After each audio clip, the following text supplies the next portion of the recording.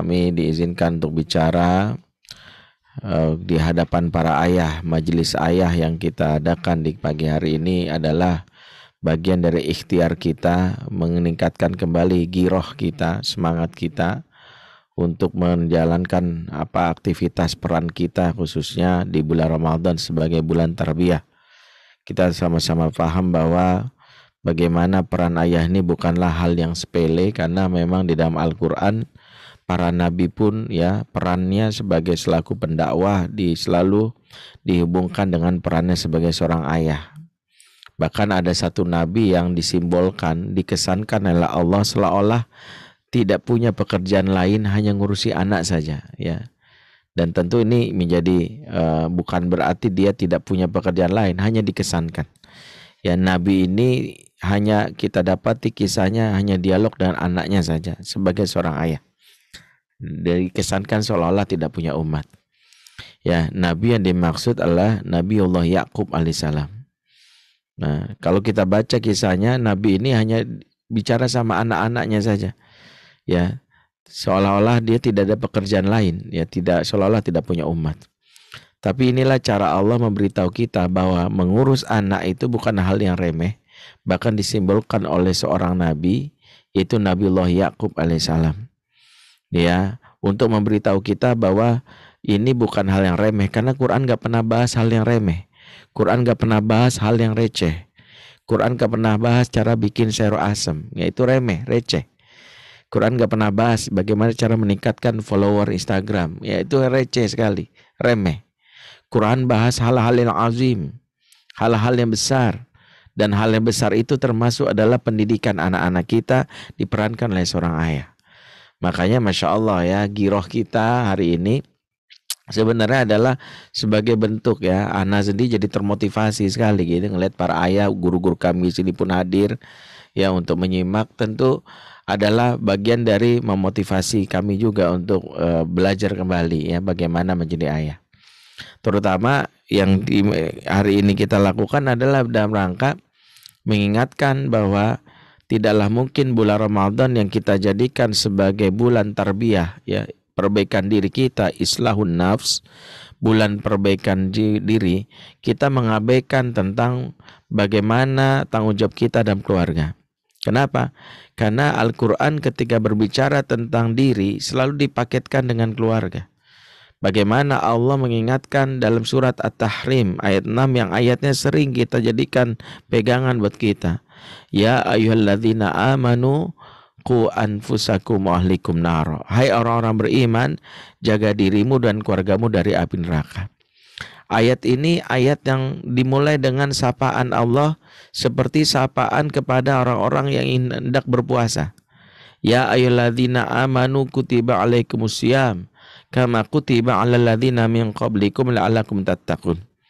Betapa kita punya gairah untuk berpuasa, betapa kita hatinya bergetar untuk menjalankan kewajiban saum di bulan Ramadan, karena kita adalah orang-orang disapa dengan kalimat ya ayyuhalladzina amanu. Tapi justru aneh kalau kita tidak bergairah memperbaiki keluarga padahal yang disapa sama. Yang disapa sama. Ya, seperti misalnya seorang ayah memanggil anaknya, nama anaknya Abdullah. Abdullah, ya, tolong ya ambilkan air minum gitu. Tapi ya ayah semangat si Abdullah karena disapa dirinya. Disapa oleh ayahnya untuk mengambil air minum. Setelah itu dipanggil Abdullah, tolong ambilkan yang namanya makanan. Dia nggak semangat. Giliran minum semangat. Berarti keimanan yang bisa jadi atau dia tidak merasa memahami tentang apa yang diperintahkan kepadanya. Maka ini juga kalau kita semangat dalam rangka untuk bagaimana melakukan ibadah saum, ibadah siam di bulan Ramadan, maka harusnya gairah kita seperti itu juga ketika disapa dengan kata-kata qu anfusakum ahlikum nar. Sebagai seorang ayah, ayat ini membuat kita sebagaimana aku semangat menyambut panggilanmu ya Allah untuk puasa di bulan Ramadan, aku juga semangat dalam rangka untuk menyambut tanggung jawabku sebagai pendidik di dalam keluarga. Itulah harusnya yang kita munculkan. Karena sama-sama disapa dengan ya ayyuhalladzina amanu. Terlebih semangat kita ini kalau kita simpulkan semangat yang memang berkaitan dengan bagaimana urusan kita di akhirat. Karena dalam hal ini mendidik keluarga itu bagian dari mas'uliyah, tanggung jawab kita. Lalai dalam urusan ini, maka akan mendapatkan hisab yang bisa jadi tidak semua orang lolos dalam hal ini. Kenapa? Karena di antara yang Rasul ingatkan bagi para ayah, warrajulu ra'in fi ahlihi wa huwa mas'ulun an ra'iyati. Seorang ayah kepala bagi keluarganya, wa huwa mas'ulun an ra'iyati, dan dia di akhirat dihisab perlakuannya terhadap keluarganya. Ya, dia akan ditanya perlakuannya terhadap keluarganya. Makanya dalam hal ini bagaimana seorang ayah mempersiapkan jawaban ketika di akhirat akan ditanya bagaimana perlakuannya terhadap keluarganya. Karena itu tidak bisa berpikir di dunia hanya memperbaiki diri. Yang penting saya pengen puasa saya yang benar, sholat tarawih saya, baca Quran saya, hafalan saya tambah, zikir saya, sedekah saya, urusan anak, urusan istri bodoh amat. Nggak peduli. Justru itu dengan sikap egois ini justru Allah akan tanyakan. Sikap egois seorang ayah tidak memperbaiki diri keluarganya justru akan ditanyakan, dan itu yang berat. Ya, kenapa? Karena kalau mau egois jangan di dunia. Kalau mau egois di dunia, egoislah nanti kita pada saat di akhirat. Kenapa? Karena memang di akhirat manusia itu akan egois. Kalau dunia jangan. Kalau dunia egois, di akhirat rugi. Justru kalau di akhirat manusia itu hakikatnya akan egois. Kok bisa? Karena memang isyarat ini ada dalam Al-Quran. Ya, seperti disebutkan misalnya dalam surat Abasa, yauma yafirrul mar'u min akhihi wa ummihi wa abihi wa sahibatihi wa bani. Hari kiamat itu disyaratkan dalam Al-Quran hari di mana manusia lari daripada saudaranya. Di hari kiamat semua lari, nggak peduli lagi. Lari daripada ibu dan bapaknya, lari daripada istri dan anaknya, lari kita. Nggak peduli lagi, udah nggak mikirin lagi istri secantik apapun tinggalkan. Saudara yang dekat, yang selama ini dekat ditinggalkan. Bahkan bapak dan ibu dekat. Kenapa? Di antara tafsir para ulama, karena manusia masih saat itu menyelamatkan dirinya. Gimana caranya supaya bisa masuk surga dan tidak masuk neraka?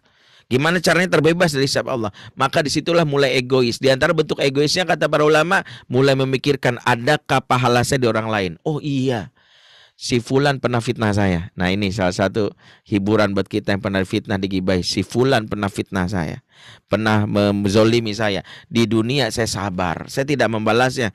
Maka hari ini ya Allah, Engkau maha adil. Engkau telah melihat betapa si fulan pernah fitnah saya, gibahin saya, dan saya sabar.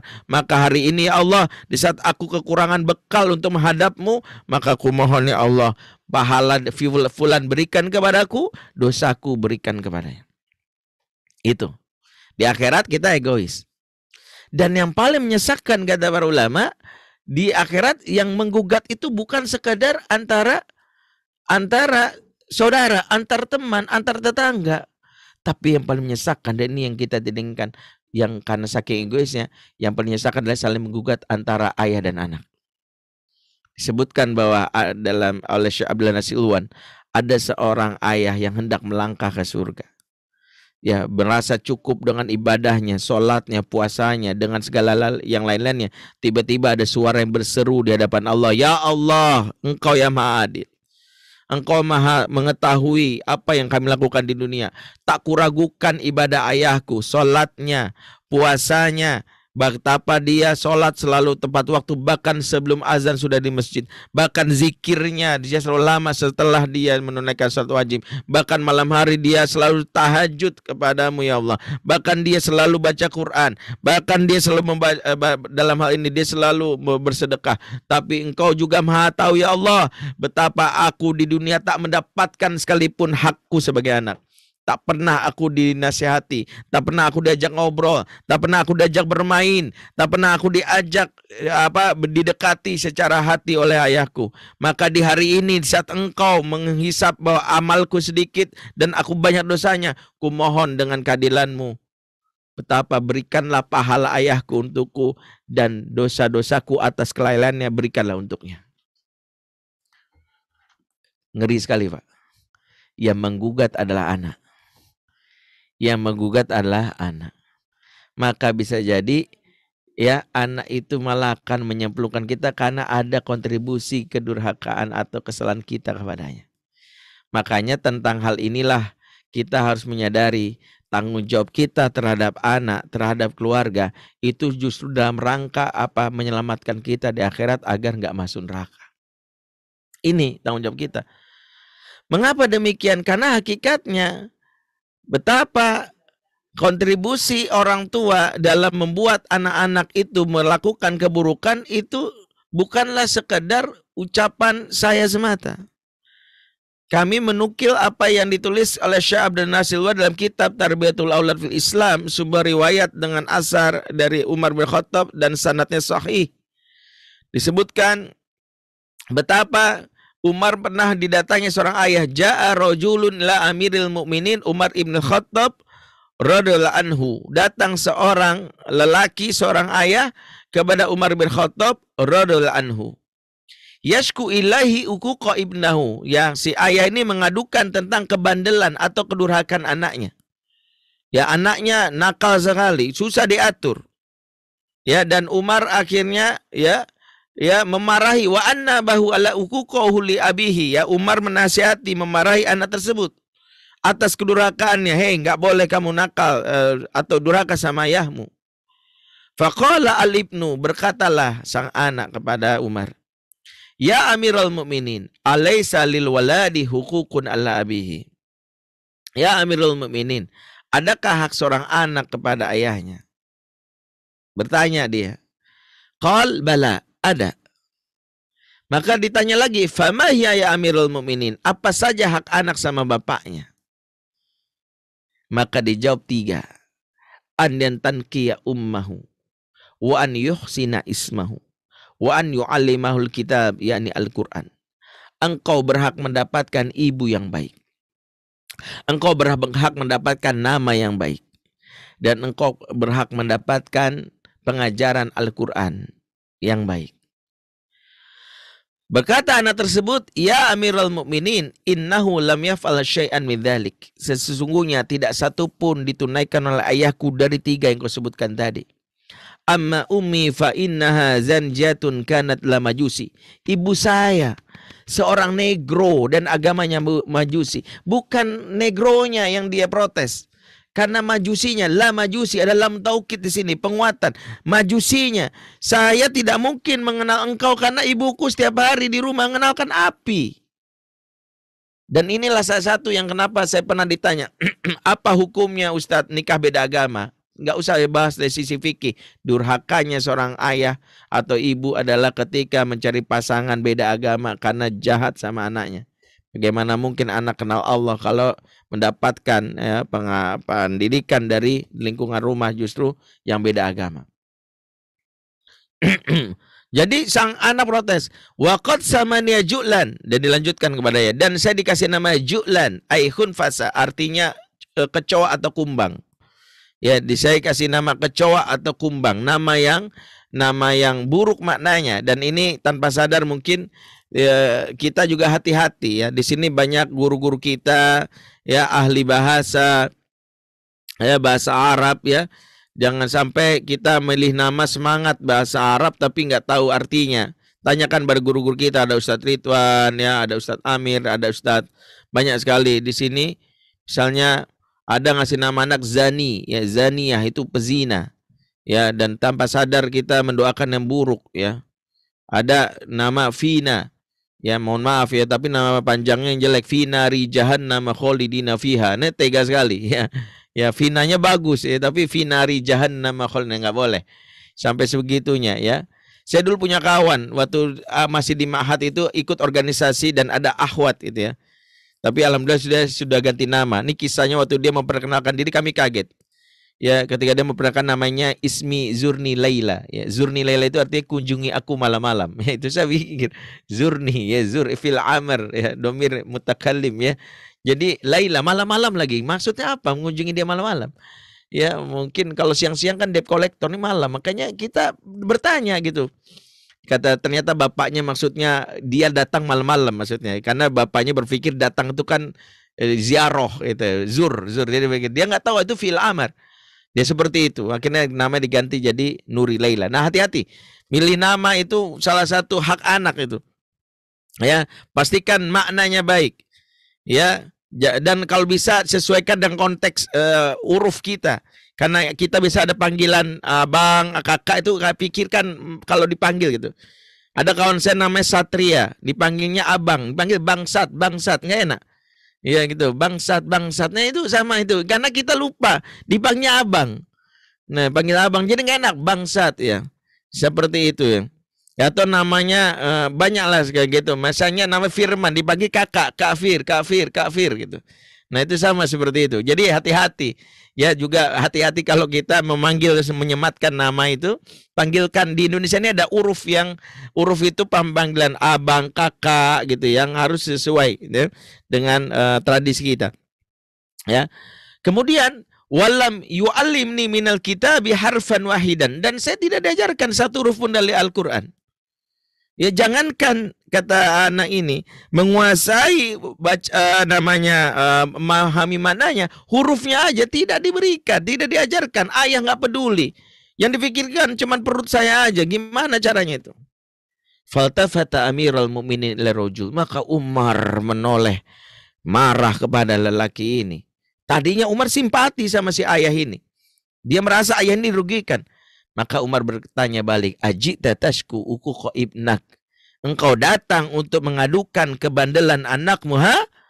Laqad aqaqtahu qabla an ya'iqaq. Engkau sudah durhaka sama anakmu sebelum anakmu mendurhakaimu. Wa sa'ta ilahi qabla an yusi'a ilaik. Dan engkau sudah merugikan anakmu sebelum anakmu merugikan dirimu. Dan ini salah satu yang menjadi pengingat. Ternyata sebelum ada anak durhaka, ada juga ayah yang durhaka. Dan istilah ini bukan dari kami. Ini dari Umar bin Khattab, yang kita kenal sebagai Khulafaur Rasyidin, yang tentu berucap ini bukanlah tanpa sebab, tanpa dalil. Jadi memang betapa ini menjadi nasihat. Betapa seorang ayah harus menyadari, jangan-jangan di balik kebandelan anak kita ada peran kita yang sudah lebih dulu durhaka. Dan itu yang menunjukkan betapa jangan sampai sang anak dalam hal ini memahami tentang hal ini. Syekh Utsaimin, saya ingat ketika beliau dalam sebuah kajian mengatakan, di antara doa yang diajarkan pada anak itu kan Robbi firli wali walidayya warhamhuma kama rabbayani shaghira. Kata beliau, ini doa menunjukkan keadilan Islam. Apa maksudnya? Sebagaimana kita para orang tua mengharapkan anak mohonkan ampun Allah untuk kita, ampunan kepada Allah untuk kita, maka penuhlah hak anak di ujung doa tadi. Ya, di mana di ujung doa tadi memberikan konsekuensi kama rabbayani shaghira. Sebagaimana mereka mengasuhku di waktu kecil. Jadi ada konsekuensi. Jangan sampai anak merasa waktu kecil nggak diasuh sama bapak dan ibunya. Yang ngasuh pembantu. Nanti doanya beda. Robbi firli wali khadimati warhamha kama rabbatni shaghira. Ya Allah, ampunilah dosaku dan dosa pembantuku. Sayangilah mbok, karena mbok yang mengasuhku di waktu kecil. Jangan sampai doa dia karena dia merasa waktu kecil sibuk bapak ibunya diasuh sama nenek. Maka diganti Robbi firli wali jiddati warhamha kama rabbatni shaghira. Ya, jangan sampai anak itu merasa tak mendapatkan peran dari orang tuanya. Di antara bagaimana ini menjadi nasihat buat kita agar kita memahami di bulan Ramadan ini ada tanggung jawab kita. Setidaknya tanggung jawab kita itu apa yang disebutkan dalam surat An-Nisa 9 secara umum. Ayat ini adalah kita mengambil ibrah secara umum. Wal yakhshalladzina law taraku min khalfihim dzurriatan di'afan khafu alaihim. Hendaklah takut kepada Allah orang-orang yang meninggalkan di belakang mereka anak-anak yang lemah yang mereka khawatirkan keberadaan mereka. An-Nisa 9 kalau kita hubungkan dengan surat At-Tahrim itu kurang lebih memiliki sebuah konsekuensi. At-Tahrim secara umum mengingatkan para ayah jangan sampai lalai dalam urusan pendidikan, ya, sebagaimana ditafsirkan oleh Ali bin Abi Thalib ketika memahami hal ini, adibuhum, ya, didiklah mereka. Dan salah satu peran ayah itu adalah menjaga supaya di ayat An-Nisa 9 jangan sampai meninggalkan zuriatan di'afan, Generasi yang lemah, dia kata dha'fun, lemah. Dan lemah di sini bukan lemah fisik, bukan anak-anak yang disuruh lari 3 putaran pingsan dia. Disuruh push up nggak sanggup, bukan. Lemah fisik dalam bahasa terminologi Quran sebagian ulama mengatakan tidak pakai kata dha'fun, tapi kata wahnun. Wa wassaynal insana biwalidayhi hamalathu ummuhu wahnan ala wahni wa fisaluhu. Kami wasiatkan manusia berbuat baik kepada kedua orang tuanya, ibunya dalam keadaan wahnan ala wahnin, alias lemah bertambah-tambah. Lemah fisik. Yang maksud sini lemah fisik. Tapi kalau yang disebutkan dalam surat An-Nisa 9 yang disebut ad-dha'fun, dha'fun al-adha' lemah, ya dzurriatan di'afan, itu menunjukkan bahwa dia bukan lemah fisik tapi lemah mental. Di antaranya ada 3 ciri yang mungkin kita waspadai. 3 ciri anak lemah mental, dan ini tanggung jawab ayah. Kalau ayah jangan sampai, makanya mengatakan hendaklah takut wahai ayah. Wajib kita takut kalau ternyata anak kita gara-gara salah asuh memiliki 3 ciri ini. Yang pertama sebut ad-dha'fu 'alal masyaqqah. Anak yang lemah menghadapi ujian kesulitan. Anak yang lemah menghadapi ujian kesulitan di antara anak-anak yang ketika dia tiada, dia tidak bisa mengatasi masalah. Tidak bisa, lebih banyak flight, lebih banyak kabur, stres, ya putus asa. Sekarang ini muncul istilah yang dipopulerkan sebagian ahli namanya generasi stroberi. Pernah dengar ya? Mungkin lagi viral nih, generasi stroberi. Ya, kami Rabu malam ba'da tarawih diminta ngisi webinar akbar, sama mungkin bisa ikut juga ya. Itu ada di di IG kami, nanti judulnya generasi stroberi bikin ngeri. Di antaranya generasi stroberi itu saya bertanya-tanya sama beberapa orang yang mencetuskan ini stroberi itu dilihat ranum, mempesona, tapi sekali senggol jatuh. Kalau kita memetik buah stroberi itu nggak perlu banyak effort, nggak perlu banyak usaha, tinggal toel jatuh. Beda dengan mangga harus atau mungkin kelapa diputar-putar gitu ya. Seperti itu generasi stroberi. Anak-anak yang mudah sekali jatuh hanya karena musibah atau karena ujian, itu generasi yang lemah. Ya, ini viralnya, ini saya baru tahu viralnya karena seorang anak mahasiswa umur 21 tahun tiba-tiba dia curhat di sosial media. Aduh, gara-gara kuliah banyak tugas, mental health saya terganggu nih. Saya butuh healing. Ya, kayaknya saya burn out otak saya. Kayak 6 bulan ini saya mau cuti kuliah dulu. Saya nggak siap menghadapi begini, bisa-bisa saya sakit mental hanya karena beban kuliah. Ini salah satu yang dikritik. Bahkan ini juga generasi stroberi ini sekarang berubah jadi generasi duren. Ya, ini istilah baru nih, buah-buahan dikenalkan ya. Mungkin nih pencetusnya psikolog ini kayaknya tukang buah ya. Jadi dia nah, generasi duren ini, duren itu kelihatan sangar di luar. Sangar itu musuh kelihatan keras gitu, tajam, tapi begitu dibelek, dipencet dagingnya lembek. Anak-anak generasi duren kurang lebih begitu. Kalau di sosial media banyak bacotnya. Apa lo? Wah, itu ustadz-ustadz aja caci maki sama dia. Betul, misalnya ulama-ulama caci maki dia. Akhirnya ada para muhibbin, para cinta ulama ini yang mendatanginya. Begitu datang langsung, ampun Pak, tadi bercanda doang mau naikin rating. Banyak kayak gini. Kelihatan sekali sangar sosial media tapi sebenarnya lembek. Ya kalau kata orang, tampang tentara hati Cinderella. Ya otot six pack jiwa ngondek. Nah, yang seperti ini juga salah satu ciri generasi yang lemah. Dan kita mengkhawatirkan generasi ini karena kalau dia dihadapkan sama hal yang batil, dia nggak siap. Ya kan salah satu ya sunnah di kehidupan sunnatullah itu adalah tadafu bainal haq wal batil. Pasti ada pertarungan. Nah, kalau orang-orang solehnya tidak punya kemampuan untuk siap fight, kalau ada masalah fight, itu justru menunjukkan ada yang namanya masalah. Makanya Allah menegur bagaimana seorang nabi yang mulia yang disebutkan dalam Al-Quran, dan ini diantaranya karena dia mudah putus asa ketika menghadapi kaumnya yang sulit diperbaiki, yaitu kaum Ninawa. Ya, disebutkan surah Al-Anbiya 87 ya. Dan ini diingatkan kepada seorang pendakwah ya, wadzannun idzahaba mughadiban fazanna alla naqdiru alaih fanada fi zulumati alla ilaha illa anta subhanaka inni kuntu minaz zalimin. Ingatlah kalian dengan kisah Zunnun. yaitu Nabi Yunus yang dia meninggalkan kaumnya dengan marah. Di antara marah karena kaumnya sulit sekali diubah.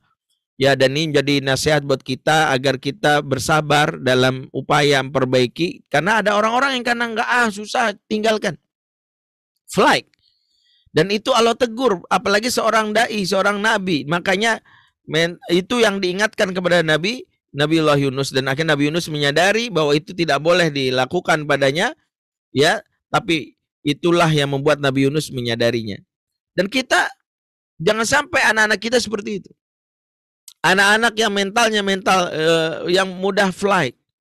Dan ini salah satu yang menjadi problem yang sekarang lagi diantisipasi ya. Sebagian besar, misalnya beberapa riset menyebutkan apa penyebab anak-anak era digital ini begitu mudah flight kalau ada masalah. Ternyata karena mereka dilatih di handphone mereka, terutama hati-hati orang tua yang punya handphone, melatih mereka menjadi raja lewat kerajaan yang dibangun oleh diri mereka. Apa kerajaan itu? Karena mereka dengan handphone itu, terutama punya aplikasi sosmed, bisa menentukan nasib orang lewat sebuah tombol. Nama tombolnya itu block, unfriend, left group, unfollow, rating 1. Misal, contohnya begini. Punya status di FB, tiba-tiba ada yang komen nggak suka, langsung kita blok. Ya, ini lapak saya. Kenapa kamu gitu? Misalnya,